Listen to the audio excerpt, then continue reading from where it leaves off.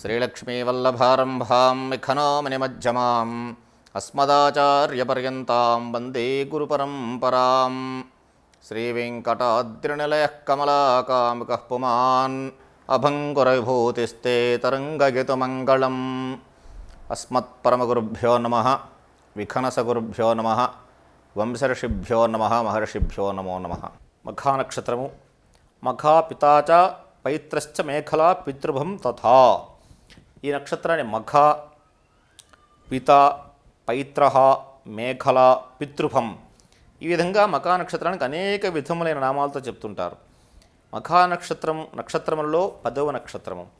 ఈ నక్షత్రము కృష్ణవర్ణము కలది. ఈ నక్షత్రము 5 తారలతో కూడి పల్లకి ఆకారంలో భాసిస్తూ ఉంటుంది. అంటే వీటన్నిటినీ కూడా ఆకారాలు ఎందుకు చెప్తున్నామంటే, మనం ఆకాశంలో చూసినప్పుడు వీటికంటూ కొన్ని ప్రత్యేకమైనటువంటి ఆకారాలు కలిగి ఉన్నాయి. ఈ మఖా నక్షత్రము 5 నక్షత్రాలతో పల్లకీలాగా ఉంటుందట ఆకాశంలో చూసినప్పుడు. రాక్షసగణానికి చెందినటువంటిది పురుష నక్షత్రము.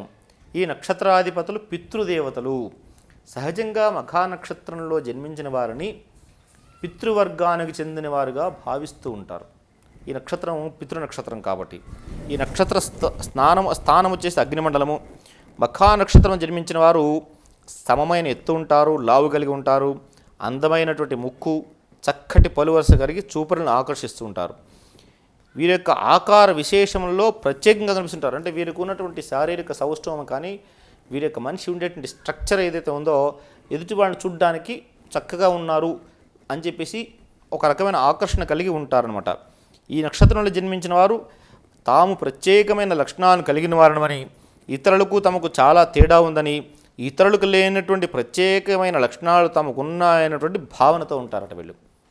అంటే మేము ఈ నలుగురిలో, సమాజంలో, సంఘంలో, దేశంలో, కుటుంబంలో కానీ ఎక్కడైనా మిగతా వారందరికీ కూడా లేనటువంటి ప్రత్యేకమైన లక్షణాలు, ఆలోచనలు, జ్ఞానము, సంస్కారాలు వీళ్ళందరికంటే నాకు ఎక్కువగా ఉన్నాయి.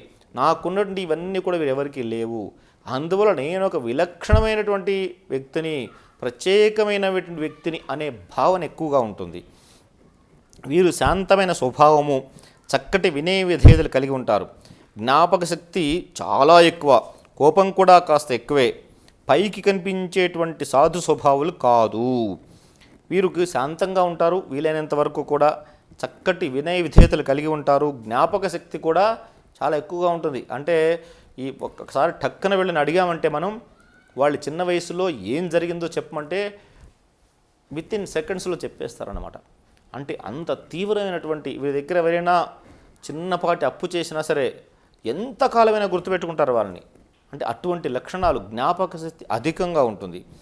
కోపం కూడా కాస్త ఎక్కువగా ఉంటుంది. పైకి కనిపించేటంతటి సాధు మనస్తత్వం కాదు, కానప్పటికీ కూడా మంచివారే. వీరి యొక్క వాక్కులు మనకి ఆనందం కలిగించినప్పటికీ కూడా వారి యొక్క వ్యక్తిగత అవసరం తీర్చుకోవడానికే అని మనం భావించాలి. అంటే వాక్కులు అంటే మాట ఎలా ఉంటుందంటే మనల్ని ఆనందం కలిగిస్తుంది. కానీ ఎంతసేపు ఇది వారికి మనతో అవసరం ఉన్నంత వరకు మాత్రమే మనతో మాట కలిపి చక్కటిగా ప్రియ సంభాషణ చేసి, మృదు భాషణ చేసి, వాక్కుతో మనల్ని ఆకట్టుకొని మన పని చేయించుకుంటారన్నమాట. వీరి పట్ల ఎవరైనా శత్రుభావాన్ని పెంచుకున్నట్లయితే వారికి హాని కలిగించేందుకు కూడా వెనుకాడరు. అంటే వీరికి శత్రువులు ఎవరు ఉండరు. వీరితో మిత్రత్వం చేస్తూ వీరితో కనుక ఎవరైనా విభేదించినట్లయితే చాలా జాగ్రత్తగా గమనించాలి. వీరితో ఎవరైనా విభేదించినట్లయితే వారికి హాని చేయడానికి కూడా వెనక్కిపోరన్నమాట. ఈ నక్షత్రం ముందు జన్మించిన వారికి తామస లక్షణం ఉంటుంది. వీరికి సరైనటువంటి ప్రత్యేకతను ఇతరులు ఇవ్వకపోయినట్లయితే వీరు భరించలేరు. అంటే వీరికి ప్రతి చోట కూడా ఒక ప్రత్యేకతను కోరుకుంటారు. ఒక సభలోకి వెళ్ళారు, అయ్యా రండి కూర్చోండి అని వెంటనే వీళ్ళని గౌరవించాలి. ఒక చోట నిలబడున్నారు, బాగున్నారా అని వెంటనే పలకరించాలి. అంటే వీళ్ళకంటూ ఒక ప్రత్యేకతను ప్రతి చోట కూడా మనం ఆపాదిస్తూ ఉండాలి, ప్రతిపాదన చేస్తూ ఉండాలి. అప్పుడు మాత్రమే వీళ్ళు లేకపోతే భరించలేరు. తీవ్రమైన కోపం వస్తూ ఉంటుంది వీళ్ళకి. సందర్భం ఏర్పడినప్పుడు ఎదుటివారిని దెబ్బతీయడానికి కూడా వెనుకాడరు. లేదంటే ఏం చేస్తారు, ప్రత్యేకతను ఇవ్వలేదు నలుగురిలో గుర్తుపెట్టుకుంటారు. ఇంకా తర్వాత ఒక సందర్భం వస్తుంది ఎప్పుడో జీవితంలో, ఆ వ్యక్తిని గుర్తుపెట్టుకొని వారిని అప్పుడు దెబ్బతీశారంటే వాళ్ళు పాతాళలోకానికి వెళ్ళిపోవాల్సిందే. అటువంటి లక్షణం ఉంటుందన్నమాట. విద్యా విషయంలో ఆటంకాలు ఎక్కువగా ఉంటాయి. దైవభక్తి కూడా ఎక్కువగా ఉంటుంది. బాల్యంలో కానీ తర్వాత కానీ విద్యలో కొద్దిగా వీళ్ళకి ఆటంకాలు ఎక్కువగా ఉంటాయని చెప్పచ్చు. సనాతన సాంప్రదాయ ఆచార వ్యవహారములందు, ఇతిహాసములందు, శాస్త్రములందు చక్కటి అభిప్రాయం కలిగి ఉంటారు. అంటే మన ధర్మాలు, ఆలోచనలు, సాంప్రదాయాలు వీటన్నిటిలో కూడా చక్కటి అభిప్రాయాన్ని కలిగి ఉంటారు. స్వయం కృషితో ధనార్జన చేస్తారు. అంటే వీరికి వ్యక్తిగతమైనటువంటి ఆదాయాన్ని సంపాదించుకోవడానికి వీళ్ళకి మంచి మార్గాలు వెతుక్కుంటారు. సోదరులతో అభిప్రాయ భేదాలు ఉన్నప్పటికీ కూడా వారి యొక్క సహాయ సహకారాలు పొందుతూ ఉంటారు. ఒకటి కంటే ఎక్కువ వృత్తుల ద్వారా ఆదాయం పొందుతుంటారు. సంఘంలోనూ, సభలోనూ, కుటుంబంలోనూ, బంధుమిత్రుల్లో విలక్షణమైనటువంటి గౌరవాలు స్వీకరిస్తూ ఉంటారు. ఇందాక చెప్పాను కదా, వీళ్ళకి ప్రత్యేకత ఇవ్వకపోతే ఫీల్ అవుతారనమాట, బాధపడతారు.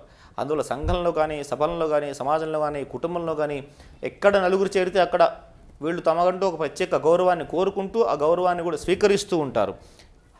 ధనము సంపాదించడానికి ఒక వృత్తి మీద ఉన్నప్పటికీ కూడా ఒక వృత్తిని ఆధారం చేసుకొని జీవిస్తూ ఉంటారు.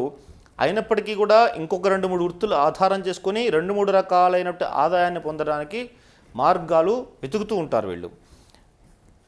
సహజంగా వీరు రాజకీయాల్లో కానీ, అత్యున్నతమైనటువంటి అధికారంలో కానీ ఉంటారు. పరిపాలన దక్షత, సామర్థ్యము, ప్రజ్ఞ, విశేషమైన తెలివితేటలు, రాజనీతి, లోక సంబంధ వ్యవహారములు, ఆధ్యాత్మిక సంబంధ విషయాల్లో, వివిధ శాస్త్రాల్లో అద్భుతమైన ప్రవేశం ఉంటుంది. చూసారా, వీరికి ఏంటంటే ఈ రంగం ఆ రంగం అని లేదు, అన్నిట్లో ఉంటారు. రాజకీయ రంగంలో ఉంటారు.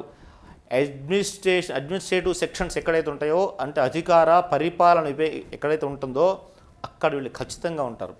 అటువంటి చోట పరిపాలన దక్షత, సామర్థ్యం ఉంటుంది, ప్రజ్ఞ ఉంటుంది, విశేషమైనటువంటి తెలివితేటలు ఉంటాయి, రాజనీతి ఉంటుంది, లోక సంబంధ వ్యవహారాలలో కూడా చక్కటి జ్ఞానం ఉంటుంది, ఆధ్యాత్మిక ఇది అదేనే లేదు, అన్ని రంగాల్లో చక్కటి జ్ఞానాన్ని సంపాదిస్తారు. వీరితో ఉండేటువంటి వారు చాలా జాగ్రత్త వహించవలసి ఉంటుంది. ఎందుకంటే వీరికి ఉన్నట్టు జ్ఞానంతో ఎదుటివారు వీరిని సరే అనాలి, లేకుంటే వాళ్ళని తన దగ్గర నుంచి పక్కకు పంపించేస్తారనమాట. వీరు పట్టణ ప్రాంతంలో కానీ లేదా పేరొందిన సంస్థలు వాటికి దగ్గరలో కానీ నివసించడానికి ఇష్టపడుతుంటారు. అంటే వీరు ఎక్కడ ఉంటారు నివాసం అని చెప్పేసి అంటే పట్టణంలో కానీ, లేదంటే వారుండేటువంటి చోట ప్రముఖమైనటువంటి పేరు పొందిన సంస్థలకు దగ్గరలో ఇల్లు కట్టుకొని నివాసం చేయడానికి ఇష్టపడతారు. అయితే వీరి జీవనంలో అప్పుడప్పుడు గౌరవహీనత, ఆస్తుల విషయాల్లో ఇబ్బందులు వస్తుంటాయి. వీరి జీవనంలో అప్పుడప్పుడు ఇంతకుముందు ప్రత్యేకమైన గౌరవాన్ని కోరుకుంటారని చెప్పాను కదా, ఆ గౌరవాన్ని కోరుకున్నప్పటికీ కూడా అప్పుడప్పుడు ఆ గౌరవం కూడా దెబ్బతింటూ ఉంటుంది. వీరికి ఎక్కువగా ఇతరులచే వీరు గొప్పవారని, ప్రత్యేకమైన వ్యక్తులని, వీరిపై పొగడ్తలు కుమ్మరించాలని ఆలోచనలు ఎక్కువగా ఉంటాయి. వీరు చాలా గొప్పవాళ్ళు, వీళ్ళు చాలా ప్రత్యేకమైన వ్యక్తులు, వీరిని మించిన వారు ఈ ప్రపంచంలో లేరు, వీళ్ళు చాలా ఆర్థిక సంబంధంలోనూ గొప్పవాళ్ళు, అట్లా జ్ఞాన విషయంలో గొప్పవారు, అధికారంలో గొప్పవారు అని ఇతరులు వీరి గురించి ఎప్పుడు పొగుడుతూ ఉండాలి, వాళ్ళతో పొగిడించుకోవాలి అనే ఆలోచనలు వీళ్ళకి ఎక్కువగా ఉంటాయి. వీరికి సంగీతం అంటే ఇష్టం. పేరొందిన సంస్థల్లో కీలక పాత్ర పోషిస్తూ ఉంటారు. ఏ సంస్థలో ఉద్యోగం చేస్తారో అందులో ముఖ్యమైనటువంటి ఒక అధికారిగా వీళ్ళు చలామణి చేస్తూ ఉంటారన్నమాట. ఈ నక్షత్రంలో ప్రథమ పాదంలో జన్మించిన వారికి శయనాంశ అని పేరు. ఇందు జన్మించిన వారికి బలమైన శరీరం కలిగి ఉంటారు, ఆగ్రహం కూడా ఎక్కువగా ఉంటుంది. ఈ నక్షత్రంలో ద్వితీయ పాదంలో జన్మిస్తే వారికి భుక్తాంశ అని పేరు. ఇందు జన్మించిన వారికి సౌందర్యోపాసన ఉంటుంది. రెండో పాదంలో జన్మిస్తే వీరి కష్టముతో సంపాదించినటువంటి ధనధాన్యాదులు ఉంటాయి, దాని ద్వారా వైభవాన్ని, ఆనందాన్ని పొందుతుంటారు, ఏకాంతంగా గడపడానికి ఇష్టపడతారు. ఈ నక్షత్రంలో తృతీయ పాదంలో జన్మించిన వారికి విచక్షణాంశ అని పేరు. ఇందులో జన్మించిన వారికి అంశ తగ్గట్టుగానే విచక్షణ కలిగి ఉంటారు. వీరున్న రంగాల్లో చక్కటి జ్ఞాన సముపార్జన చేసి తద్వారా కార్య నిర్వహణలో చక్కటి నైపుణ్యాన్ని సంపాదిస్తారు. ధన విషయంలో దూరదృష్టితో నిల్వ చేస్తూ ఉంటారు. చతుర్థ పాదంలో జన్మించిన వారికి అంచాంశ అని పేరు. వీరికి కూడా చక్కటి ఆలోచన ఉంటుంది, బుద్ధి అంతు స్థిరత్వం లేకపోవడం, అనారోగ్య బాధలు ఉంటాయి, సామాన్యమైనటువంటి ధనార్జన, సాధారణ జీవితం గడుపుతూ ఉంటారు. అయితే ఈ నక్షత్రంలో జన్మించినటువంటి స్త్రీలు ఎలా ఉంటారు అని చెప్పేసి అంటే ఈ చక్కటి శరీరం కలిగి ఉంటారు, చక్కటి నేత్రములు కలిగి ఉంటారు, విద్యలో చక్కగా రాణిస్తారు, సహచరులందు అవగాహన కలిగి ఉంటారు, పురాణములు, ఇతిహాసములందు శ్రద్ధ ఎక్కువగా ఉంటుంది, సంఘంలో జరిగేటువంటి అనేక రకములకు కార్యక్రమాలకు వీరి వంతు సహకారాన్ని అందిస్తూ ఉంటారు. వీళ్ళకి ఈ స్త్రీలు ఈ విధంగా ఉంటారు. వీరికి కోపం తక్కువగానే ఉంటుంది, కానీ కొన్ని సందర్భాల్లో వీరి యొక్క ఆవేశము తట్టుకోలేనటువంటి స్థితిలో ఉంటుంది.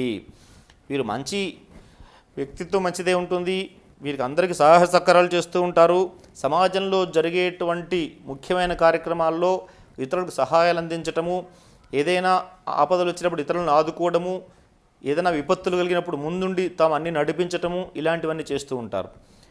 అయితే వీరి కోపం తక్కువే ఉంటుంది. కానీ ఒకవేళ వీరికి కనుక కోపం వచ్చినట్లయితే ఆ యొక్క కోపాన్ని, ఆగ్రహాన్ని, ఆవేశాన్ని తట్టుకోవడం, ఎదుటివారు తట్టుకోవడం ఇబ్బందికరంగా ఉంటుంది. పుట్టింటి వారిపై ప్రేమ కూడా ఎక్కువగానే ఉంటుంది. ఆరోగ్య విషయం సామాన్యంగానే ఉంటుంది. ఆధ్యాత్మిక సంబంధమైన ఆలోచనలు ఎక్కువగా ఉంటాయి. వీరి జీవితంలో వీరికి ధనధాన్యాదుల లోపం ఉండదు. ఒక్కొక్కసారి వీరికి ఆలోచనలు ఇతరులకు ఇబ్బందికరంగా, అదేవిధంగా ఆశ్చర్యం గొలిపే విధంగా ఉంటుంది. వీళ్ళకి ఆలోచనలు ఒక్కొక్కసారి అవి ఇతరులకు అర్థం కావన్నమాట. వీళ్ళు ఎంత ఇదిగా ఉంటారా అనేటువంటి ఆశ్చర్యం కూడా కల్పిస్తూ ఉంటుంది. వీరి మనసుకు తోచిన ఆలోచనలతో ఇతరులతో కారణం లేని సమస్యలు కొని తెచ్చుకుంటారు. అంటే వీరి మనసులో ఏదైనా ఒక అభిప్రాయం వచ్చిందంటే, ఈ అభిప్రాయం ప్రకారం వీళ్ళు ఇలాంటి వాళ్ళు అనేటువంటి ఒక ఆలోచన వచ్చిందంటే, ఆ ఆలోచనతో ఒక్కొక్కసారి అపోహపడి, భ్రమపడి, తద్వారా తమ యొక్క స్నేహితులు కానీ, బంధువులు కానీ, మిత్రులు కానీ, ఆత్మీయులు కానీ వీరిని కొంత దూరం తీసుకుంటారు. తద్వారా సమస్యలు కూడా కొని తెచ్చుకుంటారనమాట. ఈ నక్షత్రం వారికి అదృష్టవారం వచ్చేసి మంగళవారము, అదృష్ట దిశ తూర్పు, అదృష్ట రత్నము వైఢూర్యము. శుభం.